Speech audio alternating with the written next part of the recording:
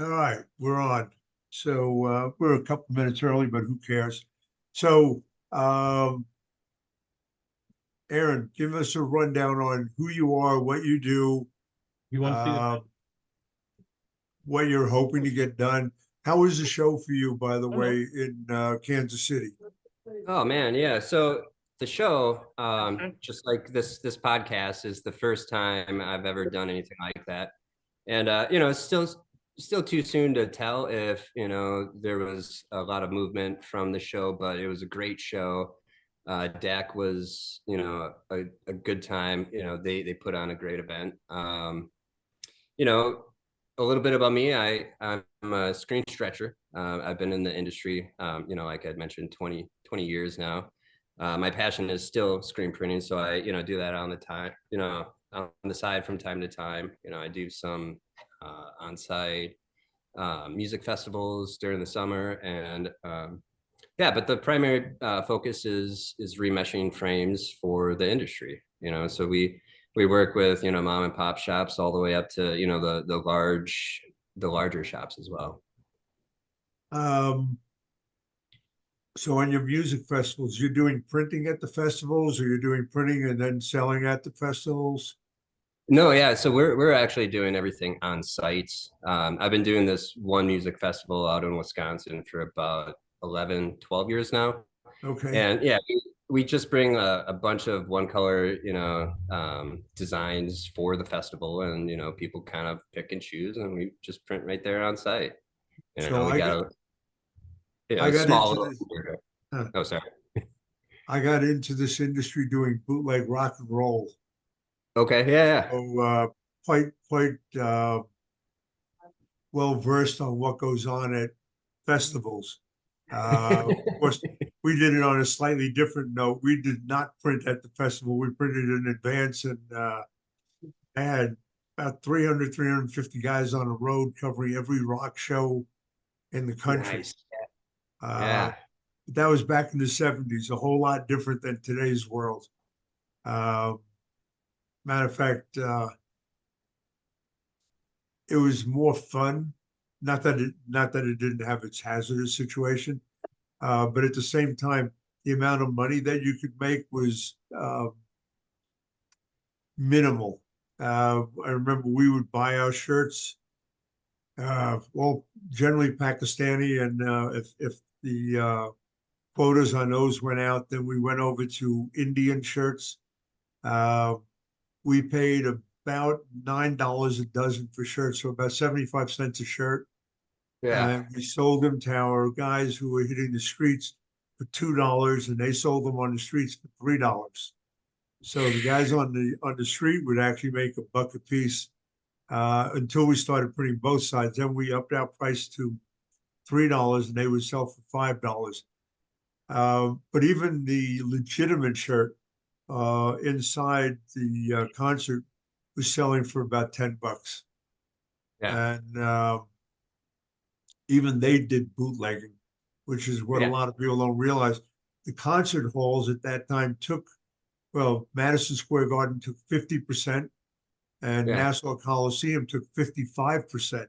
So if it was a $10 shirt, $5.50 went to Nassau Coliseum. That left them with $4.50 for having the shirt, the printing, and the guys who were working it, working the show and stuff. So they would sneak in a bunch of shirts where they got full pop out of it, Yeah. Yeah. including companies like Winterland who would sneak in, they'd count in 300 shirts and sneak in another 150 shirts that they got their money out of. So yeah, everyone got paid, not just the venue. Oh yeah, I mean, Yeah. we were certainly bootleggers. We had no issues in terms of not, you know, going into that. Yeah. Um, Companies like Winterland were supposed to be very legitimate. Yeah. I had the rights to the Blues Brothers, and I did an Oh, I ISS see. show in New Jersey, and they happened to be opposite me in their booth. And hanging on the outside of the booth was a Blues Brothers shirt. And it's like, no, I have the rights to that one Yeah. legitimately. I made them take that down, etc. So they were doing as much bootlegging as anyone else. They were just more legitimate up front. Yeah, yeah, But yeah, doing yeah. shows, doing shows, I think I in today's world, I think that's a fun thing to do. I've got a client out in California that does dirt bikes, and he makes more money on a weekend than he does all week long in his shop. Uh, and he did buy a trailer, and he has an entire setup on the trailer, Oh, nice. press, dryer, etc. And like you said, he's getting $35 a shirt. Yeah, And on this last one that he did, he said he started at about 8 in the morning, didn't even take lunch, just went all the way through to 5 o'clock. And at five yeah. said, I've had enough. I'm not doing it anymore.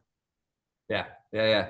No, it's a great concept, especially for people putting on those shows, right? Like my buddy, he's the guy that puts on this music festival I've been doing for like 12 years, and he used to be a screen printer. He went to college, and in his little college town, there was a screen printing shop, and so he learned all the process and he knew what went into it, and he started doing the show, and he started seeing like all these extra shirts at the end of the show. Like he's like, well, what am I going to do with this shirt that says 2021, like, or Yeah. back then it was 2015.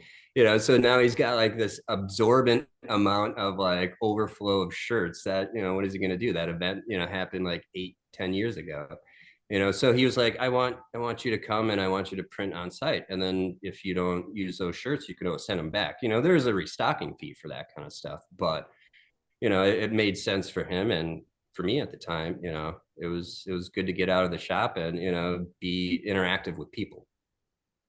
Well, I mean, the whole thing with events, obviously, it's not just the event, but the date is definitely an important factor Yeah, yeah, because they really want that date to remember it. Even putting up old shirts, those become vintage at that point, yeah, yeah, and it's kind of like, really vintage? Okay. But yeah, uh, last year's shirt is no good, but from 10 years ago, that's more interesting to everyone. yeah. It's worth a little bit more, It especially if is. I know a number of companies that would do heat transfers. So they would do a nice design on the front of the shirt, yeah, and then they would do a heat transfer onto the sleeve. yeah. Oh, nice. And, Okay, and, and the sleeve had the date on it and stuff. And so they would add the date as they sold the shirt. that So makes this way they weren't committed onto it, which is not a bad idea, actually. yeah, especially if it's like a staple design. Like each year you're gonna do that design. Like yeah, it makes sense. Like just do a quick iron on. Yeah. So you started out as a screen printer. Yeah, yeah. I started well, man, 20 uh 2003, I think. Yeah, 2003. Okay. I was living out in California at the time, in Ventura, and I didn't have a job, and my sister was living with me. She's like, "Hey, my boyfriend said go check out this shop." So at the time, I hopped on my skateboard, skated down, missed the shop, skated right by it. But apparently, the owner saw me with his employee. Was like, "Man, we need we need someone, to be working." And they're like, "How about that guy, riding by on the skateboard?" And I came back in, and he offered me the job. And man, when I saw that screen exposed for the very first time, man, it was like magic. I fell in love. I was like, this is how you do it. I was just in that moment, prior, like where most people are, like, oh, you can't produce a shirt like immediately for me. They don't understand that process, and what it all takes to make a shirt. And so it was that epiphany, that aha moment for me, and man, it was great. It's interesting. John McGee, who works for Avian, is a friend of mine who had his print shop. But prior to that, he was a skateboarder and had a skateboard shop. And Yeah, so yeah, there are a fair amount of people who came out of, quote unquote, out of the skateboard side and got into the screen print side. yeah, And yeah, I don't know, John does a fair amount of traveling for Avian, but if he gets to Kansas City, I'll have him look you up or the Kansas Yeah. City area. How far out of Kansas City are you? Well, I'm a little ways. It's about 2.5 hours. We're south, so we're like in the um, southwest border of Missouri. So we're like hugging, um, Arkansas, Oklahoma, and Kansas. Okay, so But during my summer road trip last year, I did a client that's probably close to your area. She's in the um, I would call it the southwest corner okay, of Missouri. Matter of fact, I stayed in Oklahoma when okay, I was working with her as opposed to Missouri. So it's probably not too far from where you are. yeah, yeah. I mean, literally, I could drive like 30, 40 minutes. I'm in Oklahoma, so I mean, yeah, Yeah, probably real close. with her, I was probably in Oklahoma in about 15 minutes, Yeah, yeah. which Um, maybe Joplin. Maybe she was in Joplin or like some, you no, know. she's not. She's in a small town. Um, I can pull it up, but Yeah, um, yeah. uh, what's is it Graphics Connection? I got to look it up. I think I gave you her name. In any event, her company name. Um, You want me to so read the screens? Is that why you didn't do the P-47 job? Okay, how you gonna do it without the cart? so Rocky does events as well Oh, cool. on Have at it. I didn't World know. War II planes. So I need to find out from Rocky when he's going to be up in the Denver area because my wife is chomping at the bits to get onto one of those. Rocky, you're on B-17s or B-24s? B-29s and B-24. B-24 and 20. Yeah. So my wife and I have been watching a lot of the old war movies and stuff, and her uncle's brother or her uncle actually was a tail gunner on a 24. Okay, Unfortunately, on his 25th mission, they I guess they had too much weight and they weren't able to take off properly. Plane crashed, and so he's buried in Hawaii. Hawaii, okay. So yeah, unfortunate last mission and didn't make it, but didn't get shot down. Just couldn't get off the ground. We're But gonna be in Denver the week of August 20th. August, I'm going to write that down because we would definitely love to work it out to get up on a plane with you. Okay. August 20th. So wait a minute. What do you do with the planes, Rocky? What I do a little bit of everything. I run the PX for them, so I make and sell all their shirts and hats and stuff. Okay, cool. But I'm also a pilot, and Oh, nice. I spend 6 months a year traveling the country with these airplanes. Wow. Now How these, many huh? how many hours you got up in the air? Do you know like roughly? As a pilot, I got a little over 250. Nice. As flight crew on the B-29, I stopped counting after 50 flights. So I don't know. Okay. I've been doing this 13 years. Nice. So yeah, Rocky does events because he's involved with it, as does Aaron.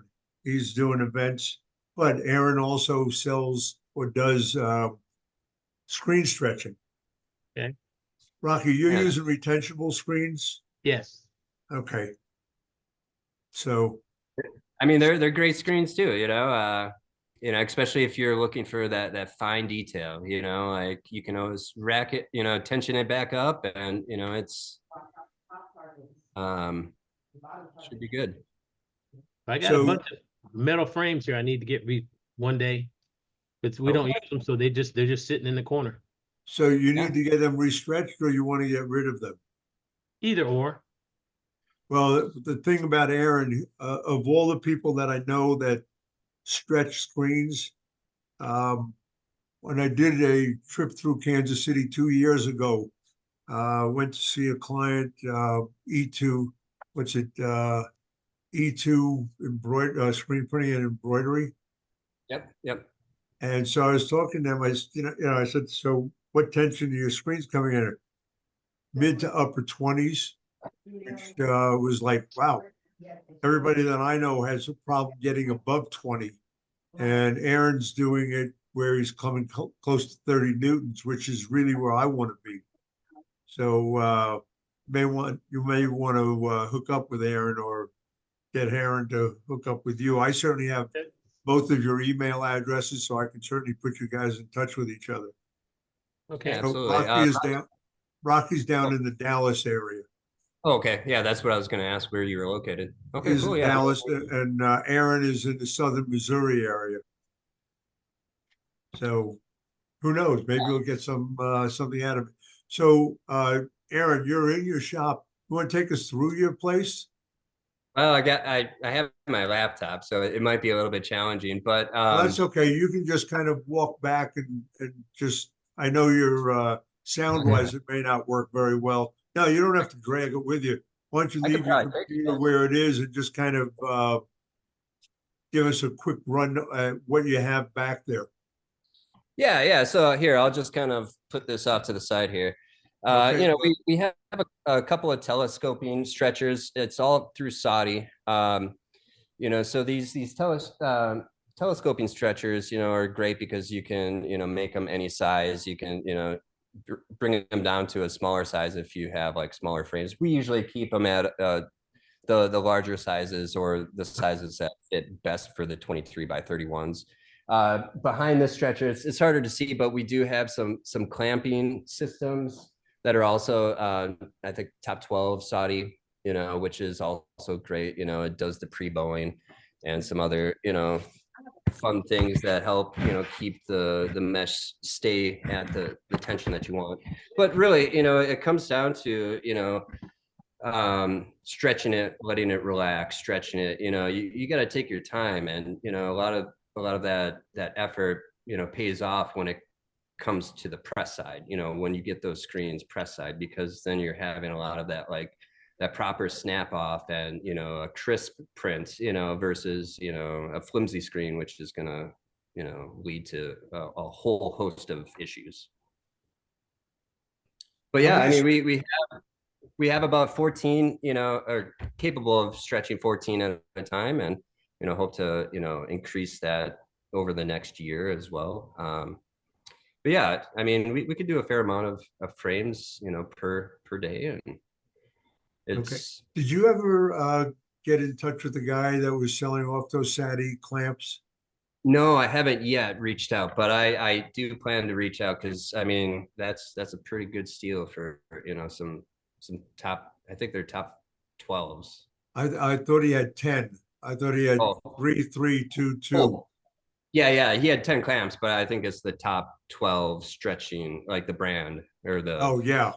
No, style. I know SATI definitely makes a great machine. So roughly how many screens a day do you go through, or in general? Well, we can do about 80 to 120 in a day, Okay. which is not a huge amount. We're not a very massive, stretching operation, comparative to some of the other ones in the country. But 120 a day is, a fair amount. So is it just you, or how many guys? No, I got a few employees, and we've definitely grown over the last year, since I added, some employees to get the job done. Like all employees, it's a challenge to get them up to par, but it was a good friend of mine, who I really brought on first, who was my first employee at my screen printing shop when I owned one many years Uh-huh. ago. And so, it was good to have, someone that I knew and trusted and had some print experience and understood the real reason behind these tensions. It's not like we're just ratcheting up these meshes to get to as tight as you can, but we are trying to hit specific marks that are for the specific mesh that we're using. you know, and he understands that. So, you know, it's good to have a team of, you know, people that know those things. Are you using one particular brand of mesh or you have a variety? Well, you know, I did stick to Saudi as my mesh. Your go-to? Okay. I go to, yeah. You know, I haven't tried any other mesh styles. You know, I know CFAR is pretty good, and you know, there's Dynamesh and a couple other, you know, mesh brands out there. But you know, I have a good relationship with Saudi, and you know, they have some amazing mesh that, you know, has really low elongation, which is also important print side, as you know. So yeah, I mean, they treat me well, and it seems like a lot of the customers, you know, they value and they, you know, I guess respect Saudi, you know, just because of its long running history in the I industry. know, yeah. I mean, I think Sadi makes, obviously, there are a handful of top companies that are all very, very similar. And I think without a doubt, Sadi is right up there with them. Yeah, And yeah. has a good range, et cetera. What's the finest mesh you carry and the coarsest mesh you carry?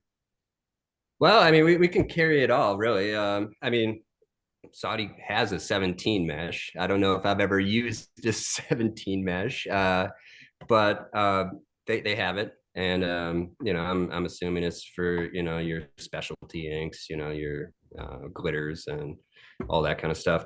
But I mean, we could go all the way up to, I think it's like 420, which is, you know, more your graphics, you know, Yeah, style that's mesh. UV stuff. Yeah, we don't usually go up that high. The highest we tend to go is like 380 is one that will occasionally stretch for some customers, but usually it's right around the 305s. Yeah, You that's typical for 150. textiles. Yeah, I Yeah. actually have some 13 mesh at home, which, you know, is really weird. You know, what most people don't realize is screen doors are 16. Oh, they So, are okay. Yeah, I so didn't even know my 13 is big enough to allow a fly to go right through it. that. Uh, I actually had an interesting thing years ago, many years ago. Um, I was the consultant for the Monsanto company, Okay. uh, not the chemical division, but their textile division. What most people don't know is Monsanto made about 60% of the acrylic that was used for acrylic sweatshirts. In any Really? event, I had a client through them that was printing right past the fiber. So, you know, he'd print white ink and it would look pink, and would, you know, come across saying, you know, my acrylic is bleeding. Acrylic can't bleed. And so we did a whole thing with them, as well as some other companies, but we invited his company up to Don Newman's place to Stretch Devices.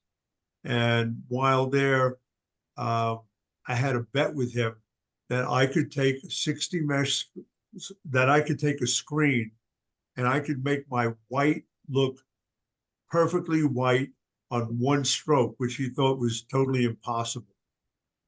And I said, and you have to go understand, this is going back to the 1990s. Okay. So we're talking about 30 years ago. And so I took a 60 mesh screen and it took me about a half hour or so. I brought it up to 100 newtons. Wow. Yeah. And it was, I had to do it by hand because I couldn't do it on a machine. And I mean, I broke into a sweat to get it up to there. Got it up to 100, put it on. Don Newman had a M&R automatic, put it on there. I said, okay, I can get the white to look perfectly white, and I can put the purple on top of it, and it'll be opaque. Yeah. And so, did it work? It did. And for all that trouble, what did I win? I won dinner. And it's like, man, remind me not to break my butt to the point. I mean, you have no, I don't know if you've ever tried to take a screen up to that mesh count, you know, up to that tension, but it was brutal. And I did use Newman mesh, which is a thicker strand. It's made by Sadi. but it Okay, was made yeah. specifically for him. And so the reason, because with his mesh back in that time frame, in order to even get it to open properly, you theoretically had to get it up to about 60 newtons.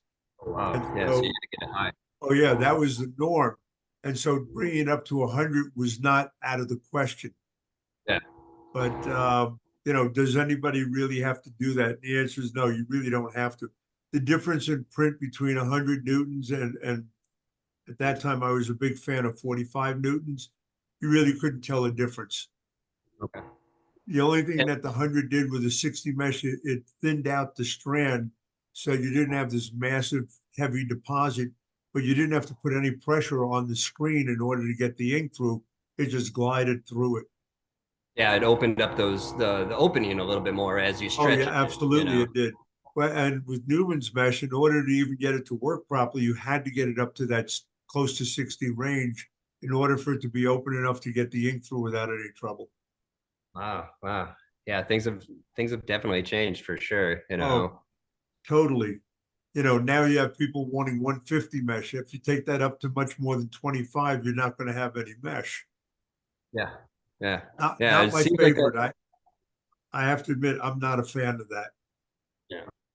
A lot of people have been, really interested recently in the thin thread. Like a lot of screen printers are looking to have, that thin thread so that they can pass, the thicker Yep. inks through, a lot easier. And, it does work, and it's amazing. However, they have to, be a lot more careful with those screens I because agree. that thin thread pops really easy. And that's a problem.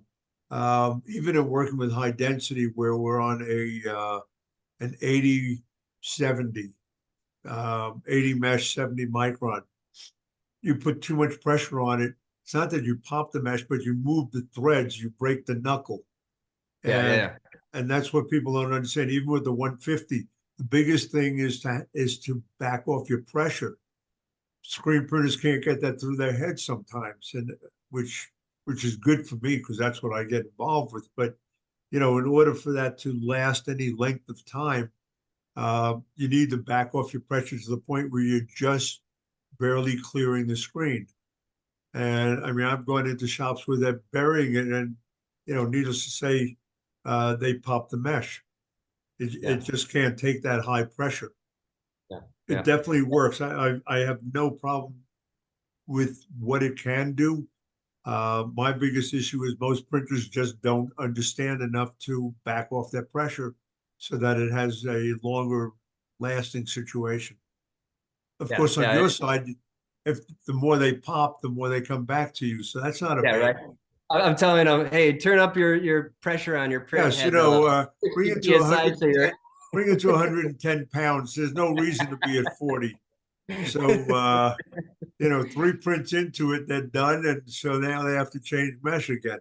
yeah, yeah. Man, it sounds like a good market for me. Yeah, turn up your pressure. Well, that's what you have to do. Make recommendations on what tension you should be using. Yeah, yeah. Now, Yeah, I mean, anytime I go into a shop and I do see, overuse of, pressure on a print head, I try and recommend, hey, if you can get it like at a 35 psi to clear through, like try that, like you don't have to cram that mesh through or that ink through the mesh, and plus, your screen, the longevity of that is not gonna, retain either because well, you're using a ton of pressure on your screen, you know. oh, I So agree. Listen, I used to recommend going to 45 newtons, and the problem that I ran into is a lot of printers just don't understand, even on retentionable screens, what they have to do to get up to that tension. And so, even if you have Newman roller frame, you have to keep softening those corners, otherwise you're not going to get there. And yeah, so over the years, I've kind of brought it back down to about 30 to 35 newtons for where I'd like them to be on most mesh counts, other than anything above 230. I don't, but up to 230, I'm a fan of about 30 to 35. yeah, Um, Screen printers are funny, even when they buy retentionable screens, uh, they forget that just because it's retentionable doesn't mean it's going to do what it has to. You need to do the maintenance on it. You need to keep it going. And do they really pay enough attention? Most don't. And that's why there are so many used roller frames on the market. I mean, it's an amazing thing how many, years ago, it used to be you'd snap them up, you'd buy the smaller frames used for 25 bucks a piece and the bigger ones for like $45, $50. Yeah. Now, I mean, I've got a guy in Denver who's selling off 300 frames, and he wants about $15 a piece for the 2331s. They sell for almost $100 a piece now. Yeah. And the smaller frames, the 1820s are going for like $10 a piece, which, was unheard of years ago. Yeah. Nowadays, not unusual. Yeah, I've definitely seen a lot on the marketplace for sure. Over the last couple of years, like it seems like, some shops just have that infrastructure in place, like where they have the maintenance done on the screens, by someone, and they keep it up to tension, and it's Yep. it's good. I mean, that's the name of the game. You want high tension frames to get good looking prints. And so, if you have that infrastructure in place, like that's amazing. But not every shop, has that. And I've seen a lot of shops, try it, and then, they have to kind of revert back to the static frames, and, Yeah, I mean, my whole thing when I do my seminars and workshops, I'm not opposed to static frames if they're in a yeah, tension range that makes sense. If they're yeah, yeah, not, then it creates a problem. And too many printers just are lazy when it comes to screens. And or they haven't found a shop like yours where they can bring them up to a tension range that makes sense. yeah, yeah. And quite honestly, of all the companies I work with, most of them can't get a screen above 23, 24 newtons, even if it's a low mesh count, which is kind of absurd to me. Yeah. You know, if you understand how mesh works, you do have to have the relaxing. It will drop 25% in tension. And so if you can bring it up a couple of times, it doesn't resolve it completely. It's still going to drop some. But at the same time, the drop is a minimal one. If you can get it up into the higher 20s, I think you're in great shape. I'd love to push the envelope a bit further, but taking it from a realistic side, taking it from a business side, there comes that point where you can't spend any more time on it because then you can't make any money. And money is what the bottom line comes to. But when you do your screens, in general, when you're dealing like between 110 and 230s, what tension are you bringing them up to?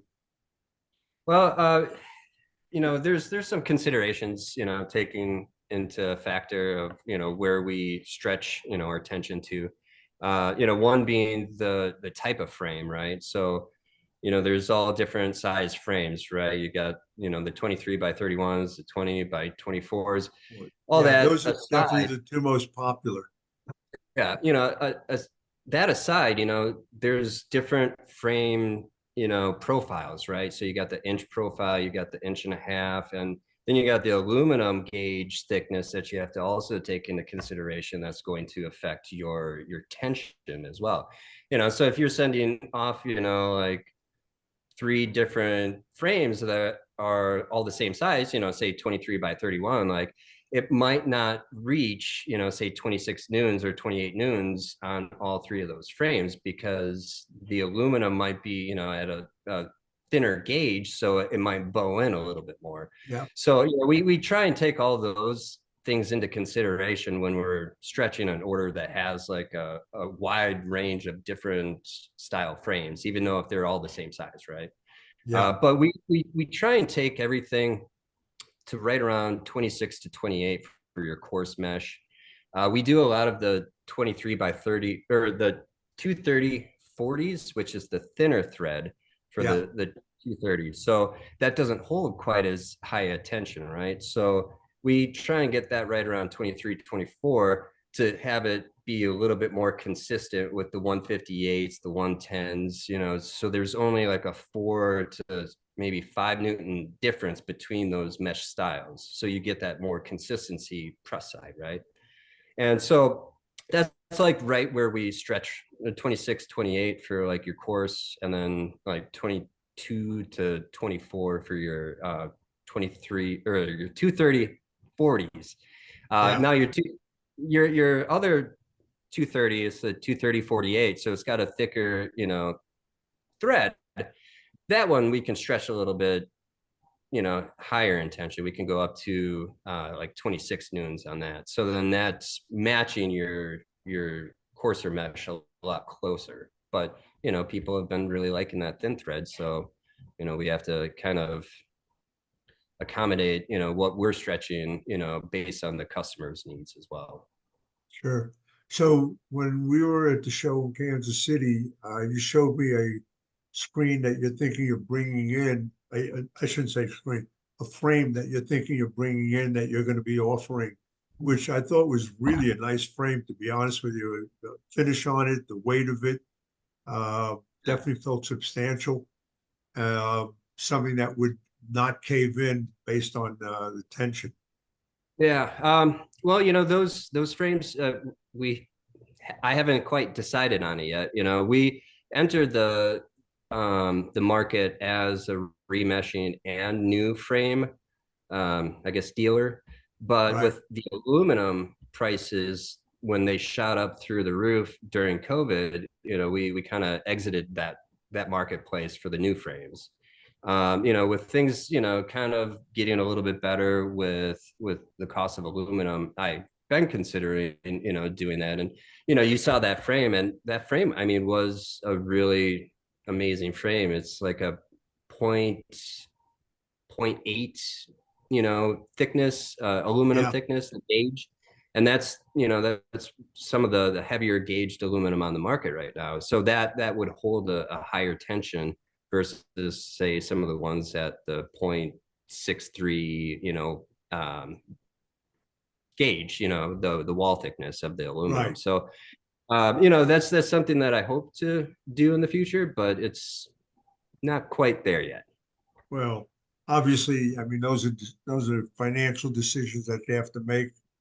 Um, I just thought it was a really, really nice frame, and that it could handle, obviously, not only high tension, but although it was a little heavier, you'd want it to be heavier for that reason. Yeah, yeah. You know, I've gotten a hold of some screens where they're very thin wall, and obviously they can't hold any tension to any great extent, depending on what you're going to do with them. If they're quote unquote a throwaway, well, you know, Yeah. one shot deal, boom, boom, goodbye. Uh, I just thought that was really nice frame, and Yeah. obviously you'll have to make your decisions as to whether you're going to go back into the new frame market or continue on the restretch market or combination of both. Yeah, yeah. I mean, the restretch market is, you know, it's been pretty good. You know, I'm I sure. can't complain. You know, like I said, we're in year 5, but last year we grew 120%. You know, that's, you know, new business growth, you know, so I can't expect that, you know, for following years. But yeah, I mean, Really, you can't expect 120% growth then. I mean, I'd probably bail at 100 and not deal with it anymore. yeah, right. Um, but yeah, it's it's a good industry. And you know, it's when you think about like people, you know, wanting to go green, right? Like the eco market, you know, Right. it's just like that, really. I mean, like, what are people doing with their old frames? You know, like, are they recycling it? Probably not getting enough money out of it. You know, so it's definitely eco-friendly to have your static frames remeshed. And so we like, you know, knowing that we take part in, you know, that in a little way. Well, I mean, certainly, the reality is, although aluminum is still pretty high, selling off your aluminum is not. No, You no, know, whatever the frame is worth, you're not going to get anywhere near that. You're going to get, you know, a nickel to the dollar type thing. Yeah. So, taking them in for scrap aluminum is kind of a joke. yeah, Probably cost you more in gasoline than what you're going to get for the probably. frames, Yeah, which, you know, it is what it is. Unfortunate, but that's the reality. And, you know, the cost of aluminum as well as other things have just gone ballistic, especially during COVID. yeah. You know, I've got a client who was a woodworker, and so I had him build some drying cabinets that he needed because he does have a print shop, and so he ordered in some MDF board. Well, he was accustomed to getting his MDF board for about $30 a sheet. Yeah. And so he ordered in some MDF board, got his bill on it. It was $130 a sheet now. Uh, Certain things have just, well, you know, the whole wood thing went crazy. I mean, we were I looking remember. at potentially selling our house and moving and building another one. And the cost of the house went up like $45,000 just because of the wood for it. And it was like, you got to be kidding me. You know, I mean, that's absurd. But, you know, wood went up, what, 1,800%. Yeah, yeah, it You know, was. so crazy stuff. But things have, quote unquote, calmed down a bit. Yeah, Uh, yeah, they're not at pre-pandemic levels, and you'll never get back to that as far as I'm concerned. But you know, at least they're getting to a point where you can deal with them and not drive yourself out of your mind. yeah. So No, we've got a couple of people. I don't know if they have anything to do with you. I don't know, Alonzo and Lane. Um, I know well, you, Lane is my wife. huh? Lane Lane is is my your wife. wife. Well, that makes it easy to figure out. And Yeah. Alonzo is your son. Nope. Joking. Yeah, I'm not sure who Alonzo is, but if you, Yeah, there there you is. go. Alonzo. Okay, let's, So, okay, for that, it's just- this is the- I So- got 2 minutes on this screen. Okay.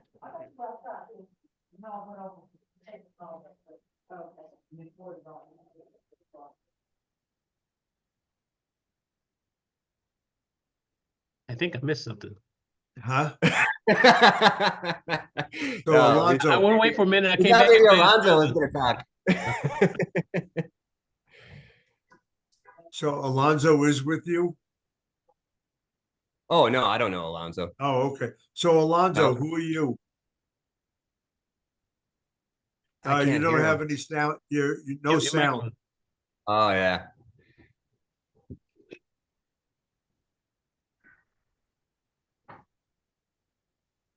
We got your face on, but can't hear a thing from you.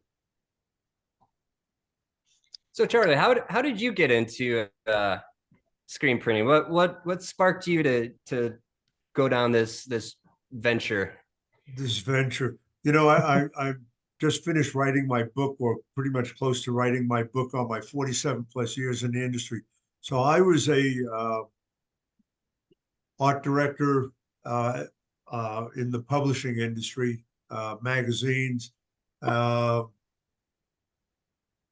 that magazine that I worked on was discontinued. I ended up being a freelance artist for ABC Network. Um, and one of the things that came up was ABC Radio asked me to do the button that was going to be given away at the Wings concert in 1976 at Madison Square Garden. And so I was working on the button. A friend of my family came up to visit me, and he had been the royalties accountant for Dell Publishing, hated accounting. And so he got involved with selling shirts on the street. And so he saw what I was doing with the Wings button and asked if I could blow up the design so that he could have it printed and he could sell it at the concert. Wings was going to be at the Garden for like 6 nights. So wow. pretty long stretch. So I blew it up and I made it into a 3-color design. I had never done a t-shirt. When I was in college, I do have a fine art degree. And so I did etchings, I did stone lithography, obviously painting, drawing. And I refused to do that stupid thing called silk screening where, you had this wooden frame with this mesh on it that would move all over. And it's like, yeah, no chance. I'm not touching that, man. I want something that's really solid. And Yeah. so anyway, he said, can you blow that up? So I blew it up. I knew enough about separating to put together a 3-color job. So it was, and it is in my book. It's the one shirt that I still owned, although it had been washed so you could barely see anything on it. Was the guy who did the printing for him at the time was using textiles, which were an air dry, but I don't think he had his formulas right. So in any event, that was my first shirt that I did. So it was a 3-color for a black shirt. He came back a couple of days later and said, "Hey, can you do something more creative?" And I said, "Yeah." So I put together this, instead of using their logo, did a W with a bunch of wings hanging on it. I think that was a 4-color job. In any event, while he was there, so that was in the morning. It was the morning of July 1st. I can tell you that for a fact. Was He said, you do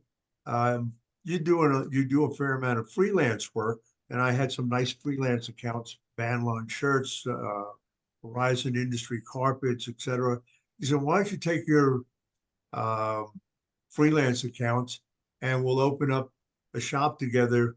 You can have your design studio and I'll take care of all the screen print stuff. And I said, wow, that sounds interesting. So lunchtime, we jumped into his car. ABC Radio is located on 53rd and 6th Avenue, I think. Okay. 5th Avenue, no, 63rd and 5th Avenue. Okay, so we jump into his car, we drive into Bedford-Stuyvesant, Brooklyn. We rent 15,000 square feet and drive back to ABC, quit my job, and went home and told my wife what I did, which was so stupid. You don't do life-changing situations just at the drop of a hat. I did. So I left a well-paying situation for something that I knew nothing about, honestly. We ended up hiring, it was either 5 or 7 guys. And we started out on 100-foot long print table, old print tables. So these were with rails on the side, vinyl top. You printed out your patterning. You had metal stoppers on an angle iron rail that you were able to use for registration. Your screens were wood with eye screws in them for registration and an L bracket. And Okay. so July 1st of 76, we opened up. And first job we printed was Operation Sale. It was the bicentennial. Cool. And so I remember I had to do a lot of the printing because we couldn't afford to pay out guys overtime. So one of my partners and I ended up printing, I don't know, until about 8 at night, probably printed about 100 dozen shirts. And we had guys standing on different corners selling them because Operation Sale was a big thing in New York. It was a tall ships. That was my first design. It was a 2-color print, red and blue on a white ringer, red rings or blue rings. Yeah. And man, I don't even have any of those shirts, but I was pretty good at designing and putting it together anyway. So that's how I got into the industry. And of course, after that, I never really did any more freelance work. I ended up focusing on all of the t-shirt stuff, which was predominantly rock and roll for the first, I don't know, 6, 8 months maybe, because we started during the summer. And of course, there were concerts all over the place during the summer. We eventually got into doing legitimate work, doing contract printing for a children's wear manufacturer. He actually did sleepwear. Did tons of that with quote unquote bioretardant ink because we weren't doing plastisol. We didn't have dryers. We worked on print tables, which were easy to work with, just quite tiring. And after about, I remember I went to my first screen print show first. It was the only screen print show at that time, which was the SPA show, the organization that eventually became SGIA, which eventually became Printing United. But it was 1977 in Anaheim, California, that I went to and saw my first automatic. Never knew what an automatic looked like. I came out of the offset side and I always wondered, how do you get a t-shirt through all those rollers without it moving? Yeah, Obviously, okay. that wasn't part of the deal.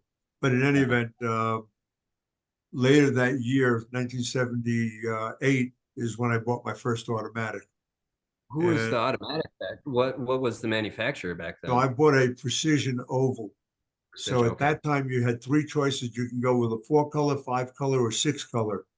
And so I remember driving out to New Jersey, and Okay.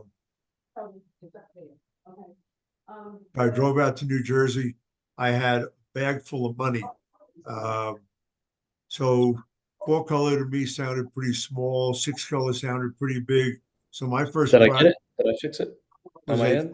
a 5-color automatic. And I remember I gave Len Herman a bag with $22,000 in cash in it.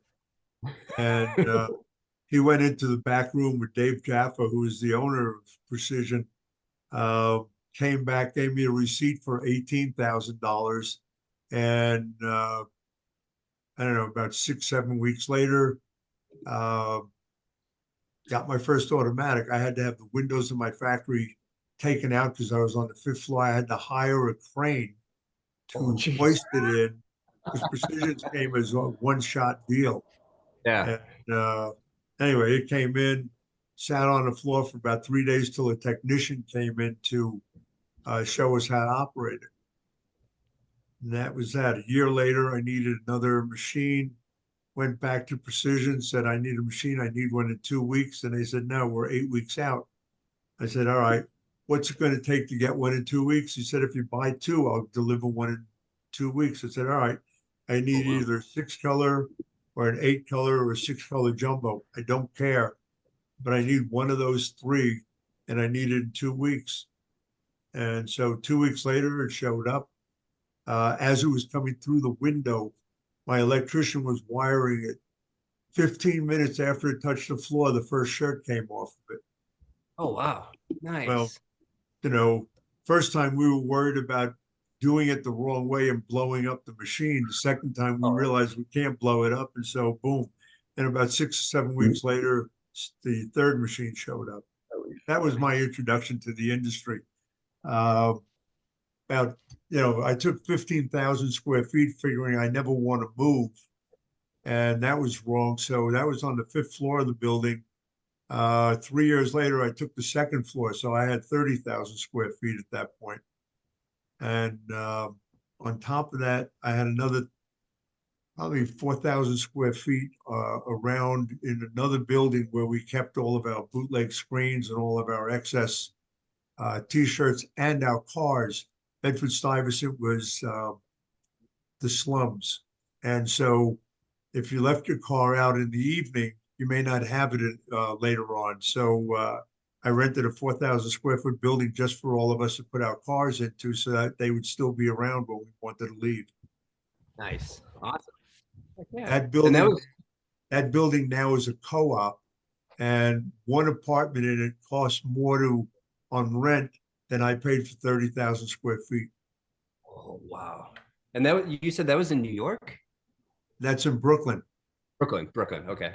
Wow. Yeah. So yeah, I think when we started out, we paid a nickel a square foot, and it elevated each year for the next 5 years. And I forget what deal we cut. My partner did all of that part. I never got involved with the financial side, which was stupid on my side, but that was my introduction to the industry. I think we were rated 25th in the nation at one time in terms of productivity.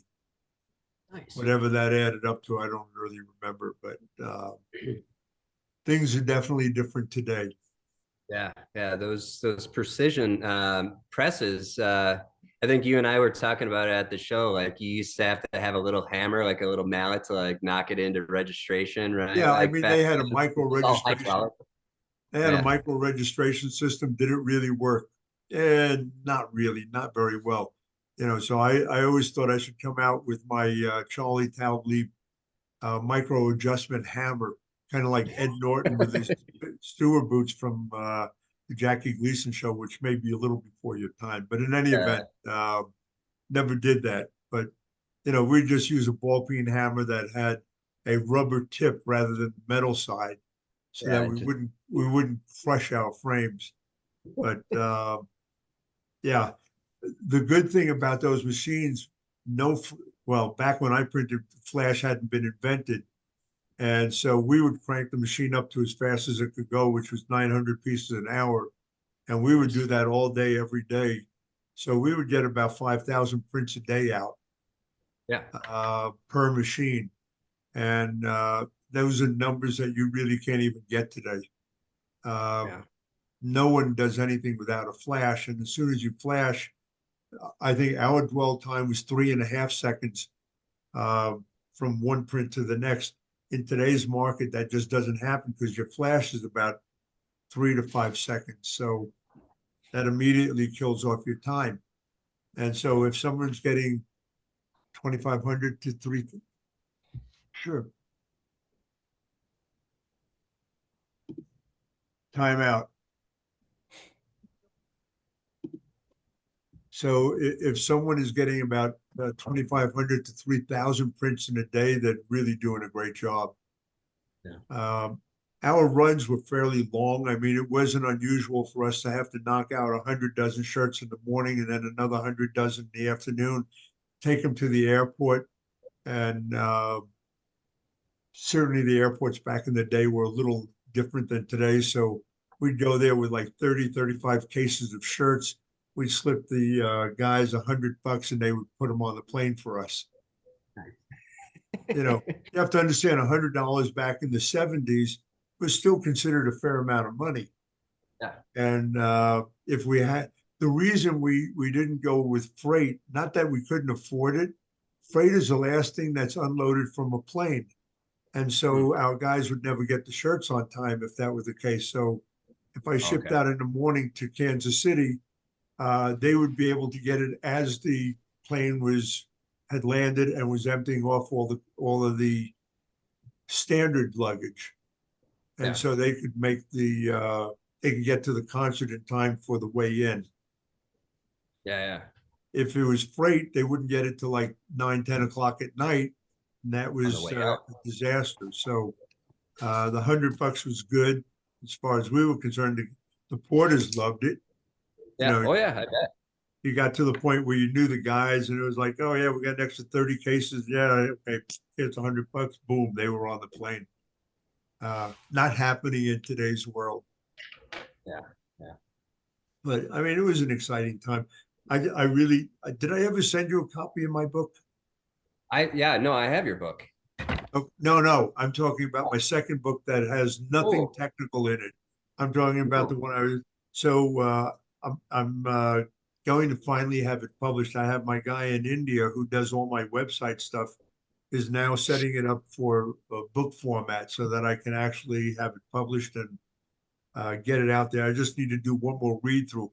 Problem with me is I've got so many years in the industry. There were so many stories from way back then that were worthwhile. Yeah. Unfortunately, with some of the people you wouldn't know anymore, that were some of the industry leaders back then that have, of course, passed away since or gotten out of the industry.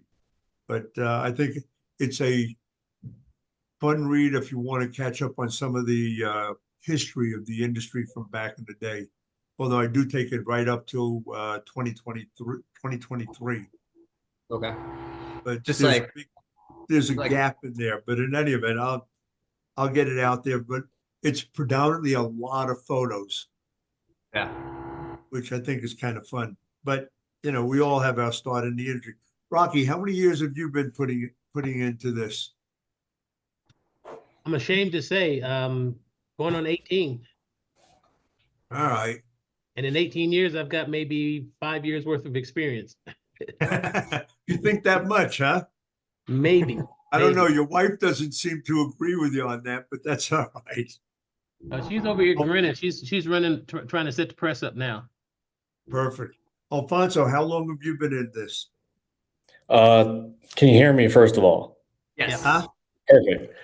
So I've been in the screen printing industry for November will be 14 years. Okay. So you're the youngster in the crowd. Yeah, I'll be 27 the end of this month.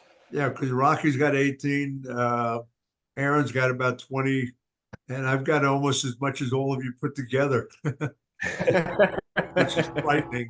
That's why we're here. Yeah, Yeah. absolutely. I'd say, you know, I love doing this whole thing. I think it's just a lot of fun among other things, but it's also something where you can pick up some interesting things. Alfonso, you have any questions for any of us about what's going on or what this is about? Where are you Uh, located, by the way? I am at Maryland Print House in Westminster, Maryland. Okay. I Are you actually, coming up to the for the Atlantic City show? yes, we will be there. Oh, good. Jump into my workshop. I'm going to be in room 311. I'm doing a day long the day before the show, which is a basic one, and I'm doing an advanced one the first day of the show, which is going to be kind of interesting because they had it listed one way and we're not doing part of that, but we're going to cover over some of the advanced stuff as well as special effects. Oh, cool. Awesome. Yeah, I actually met you back the first show that I attended in 2016 in Atlantic City. I met you and sat in on one of your seminars. Okay. Um, but so I guess I just randomly came across that you do these every once in a while, and I was like, I have to hop on just to listen. But actually, kind of one of the questions that I had by listening in kind of with screens. So right now, I've worked for a couple different companies. I worked for Rush Order Tees in Philadelphia for about 5 years before coming back this way. But so right now we use the Sherlock screens. Which ones? The Sherlock. Okay. And my question was like what everyone's thoughts were on the Sherlocks compared to roller screens. And obviously, like Rush Order Tees, I know we use the static screens and other shops as well, static screens. We're trying to figure out, so we're kind of lower on space right now. But also at the same time, we are potentially looking to get away from the Sherlock screens. So I just kind of wanted any of your thoughts on what direction we should go. So I'm a fan of Sherlock. As a matter of Okay. fact, in my workshop, I'm going to be stretching up a Sherlock screen for those who Okay. don't know what it is.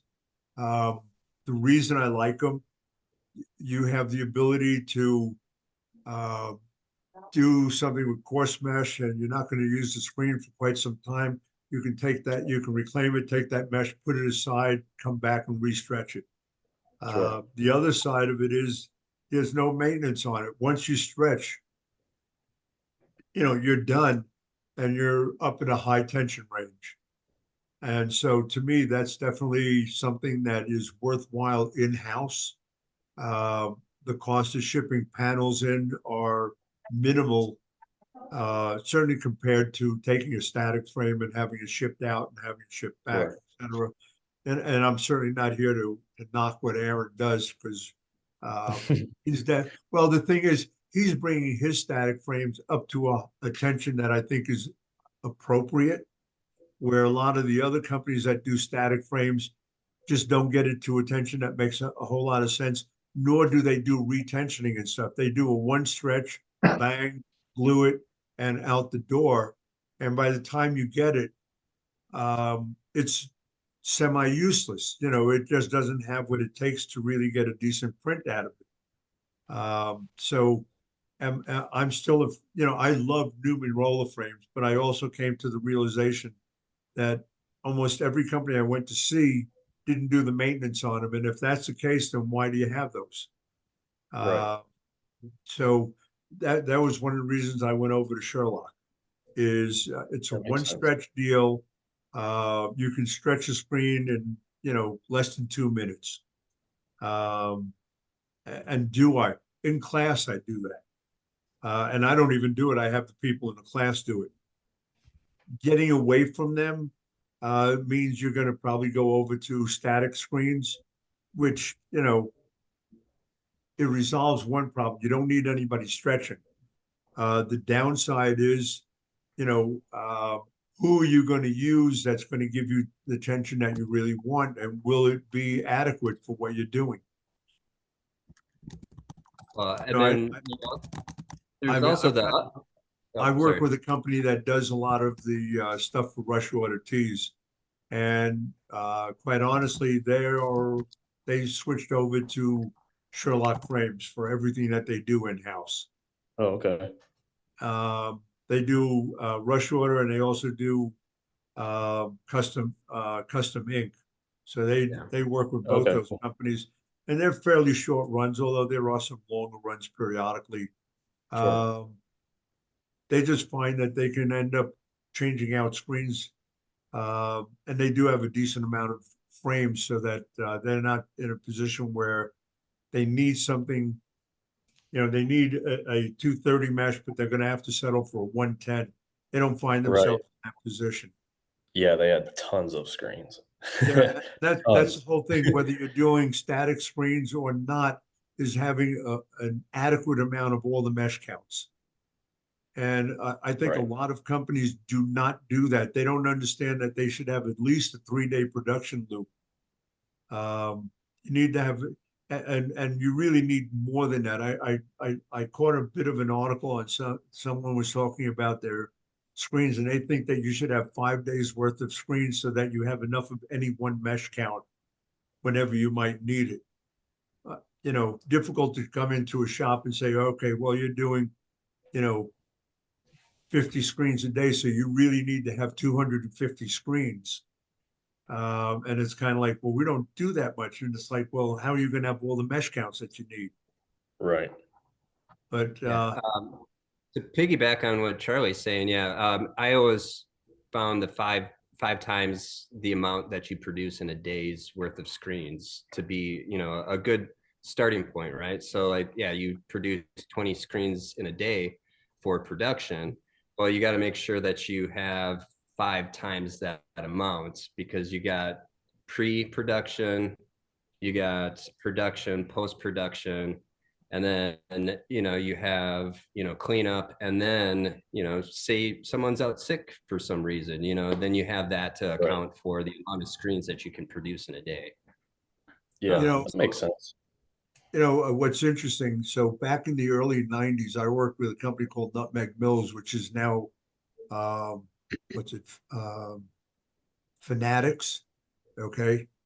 So Fanatics is all the sports stuff, Super Bowl, etc. They do all of that. It went from Nutmeg to VF to Fanatics.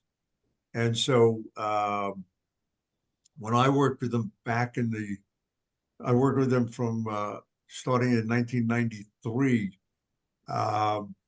I remember I got called in to teach them how to do black shirts. Not a problem. And so I was supposed to go there for 3 visits. I ended up working with them for almost 3 years, because working with the art department wasn't the problem. It was working all the other things. But they decided to go with retentionable screens.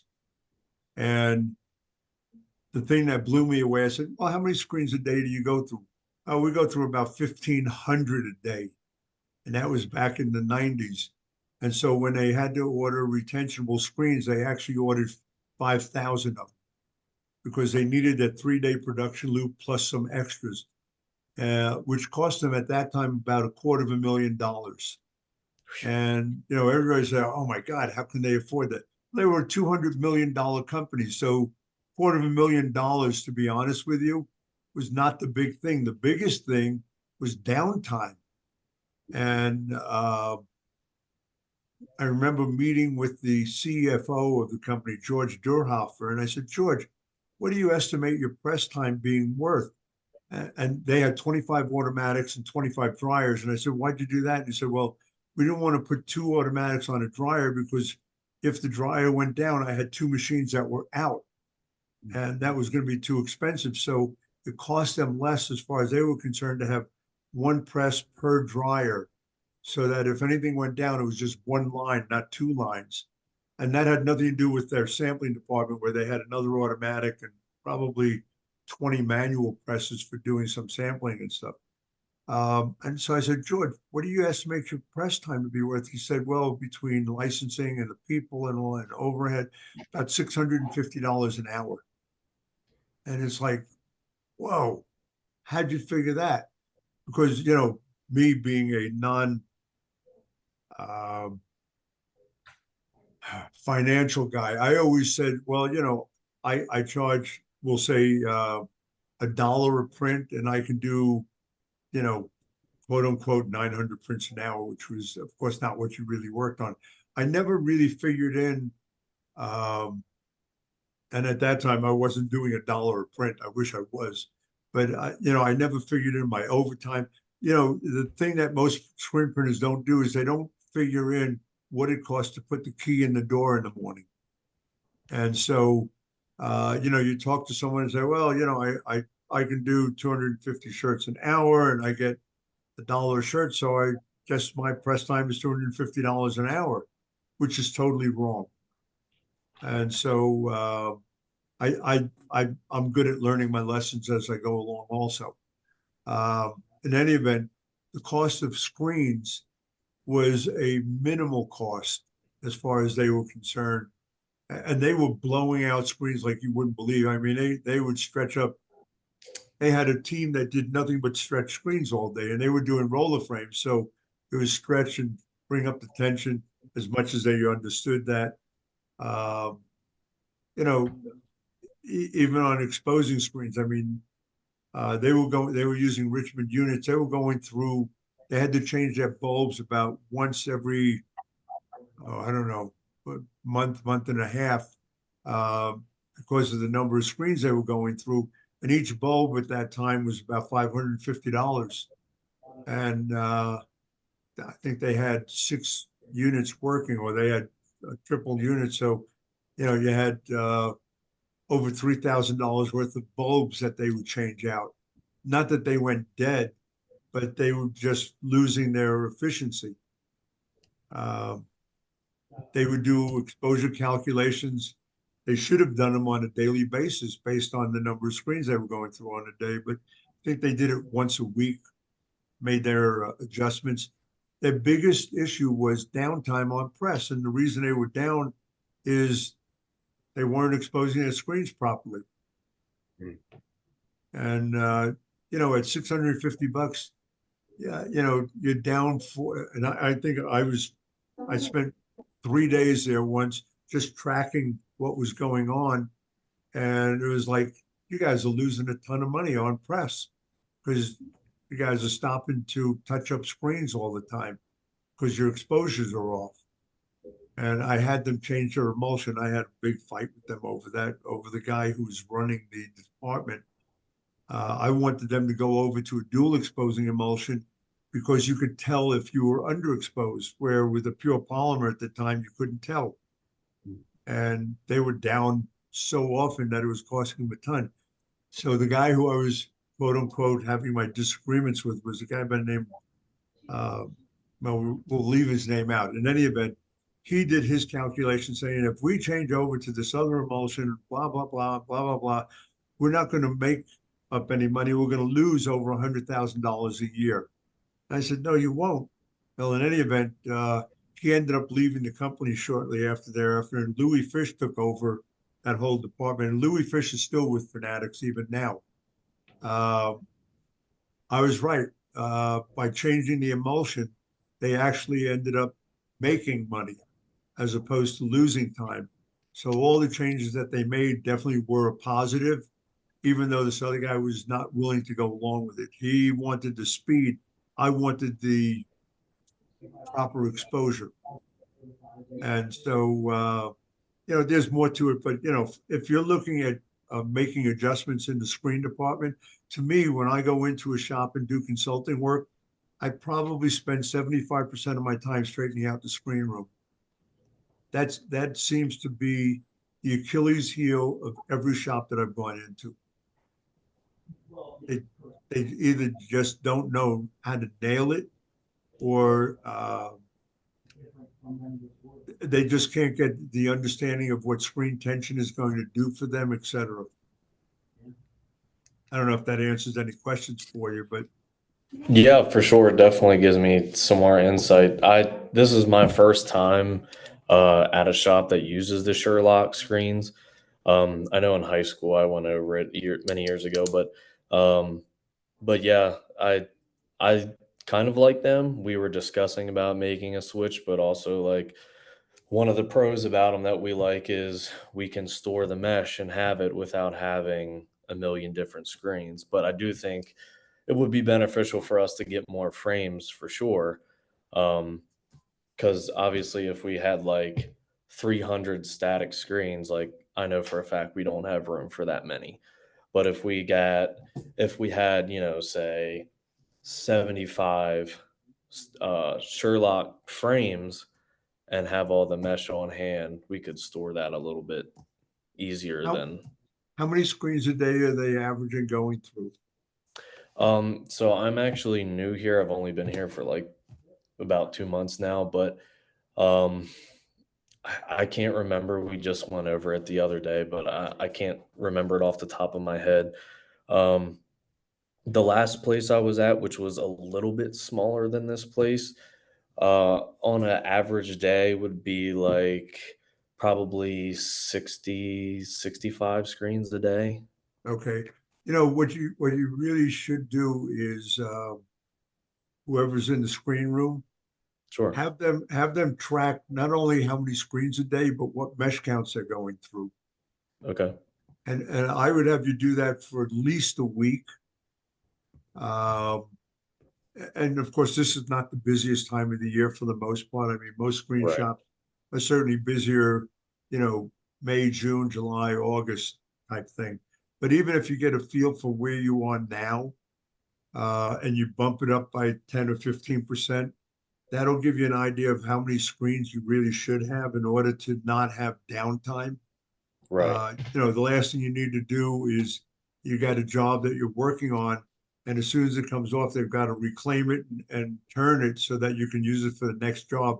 I mean, you're in trouble at that point, because For you're sure. definitely going to For find sure. yourself standing around waiting for screens, which is a major problem. That's going to cost you Absolutely. more than what getting new screens cost. But you need to get a real handle on how many screens you're going through and what mesh counts you're going through. And as you see those numbers, you start to make adjustments on, let's say you have too many 110s, but you don't have enough 230s. So as the 110s blow out, you replace those with the 230 mesh so that you're having the mesh count that you need most often available Right. to you. It's an unfortunate thing that screens cost what they do, but downtime is really the biggest culprit. Sure.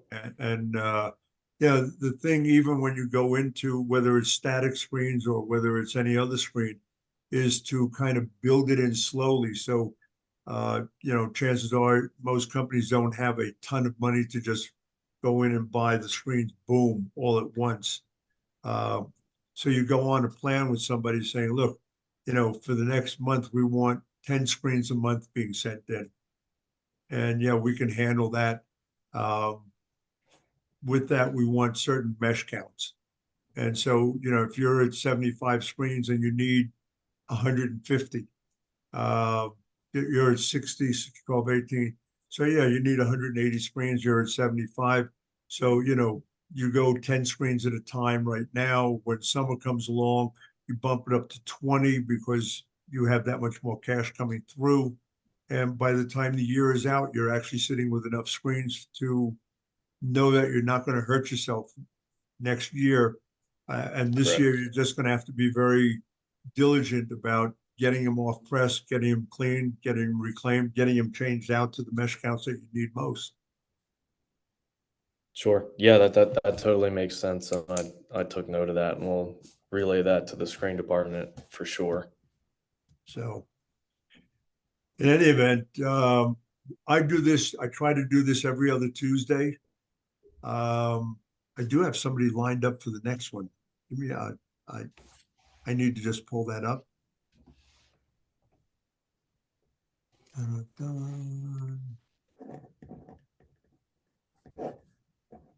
So next Zoom session is in 2 weeks. It's with a gentleman by the name of Irfan. He's Pakistani, but he just moved and opened up a ink facility in Toronto, Canada. And it's a company called BNI. They've been hitting into the States for quite a number of years, but mostly on the East Coast. And that was all imported from Pakistan. They now do manufacture in Toronto, Canada. And I said, why'd you pick Toronto? He said, well, we want to do the US market. Toronto sits right above New York, basically. And so the cost of space in Toronto versus the cost of space like in the Northeast, for the most part, pretty dramatically different. And so they're going to try and work their way into the US market and stuff. So I don't really, I work with Avient in the US, but I work with ink companies outside of the US quite a bit that are foreign companies. And I think the biggest thing with a lot of the overseas companies, they do some great water base because that is predominantly what they do. Might be an interesting time to jump in and see what's going on and have some questions available. Last question for you, Aaron. You don't do any screen coating or anything there, do you? No. Okay. That is another thing I've thought of, but that's far in the future. But Yeah, yeah. the only time I ever dealt with screens that were pre-coated was for the electronics industry, where they needed thick screens, and that's a whole different market. Oh yeah. I But mean, in any we're capable of doing like 6 foot screens, but we don't get much requests for that. But yeah, yeah, um, I can understand that. there's a few companies that send some big frames our way, but yeah, nothing too huge. I have to admit, the biggest roller frame I ever sold was to a company in Denver way back, probably 25 years or so, more than 25 years ago, a company called Advertising Display. And the screen was about 5 feet by 15 feet. Oh, And geez. at that time, the screen cost $3,500. I don't know what it is in today's market, but it took 2 people just to move it. And they set up to where they could expose it and stuff. They used metal halide lamp. They had to go back about 30 feet so that they could cover the whole screen. And exposures were probably in the 30-minute range, just Wow. because the metal halide was so far back, it took that long to expose. Of course, they weren't doing much detail work on it. It was big, bold stuff for banners and for signs and stuff. But yeah, it was kind of interesting. In any event, wonderful to have all of you on. How are you doing down there? I see Rocky switch places with you. Your sound is off. Good to see you, Alma. How are you doing? I'm good. Terrific. In any event, hopefully I'll get you guys to come back in about 2 weeks or so. Yeah, But in the absolutely. meantime, thanks for being on. This has been recorded, so if you missed anything, it'll be on my website in the next day or two. And certainly, Alfonso, look forward to seeing you. I'm going to be in room 311 if you want to pop in. Okay.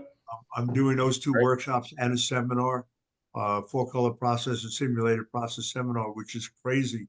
Just trying to get the two of those in one session is insane, but I'm going to be doing quite a bit of that in my workshop as well. So if you have questions on that, look forward to seeing you there. Yeah, absolutely. And Aaron, thanks so much for being the guest. Appreciate it. Absolutely. Thank you for Yeah, thank inviting you. me. Appreciate it. Rocky, you're just in time for us to say goodbye. Bye, Rocky. Have a Bye, good day, guys. If you do have Bye-bye. any questions or Everybody. anything, you can shoot me an email. It's drprint@aol.com. drprint@aol.com. All right. All right, Awesome. see you. All right. Thanks, Take care. guys. Yep.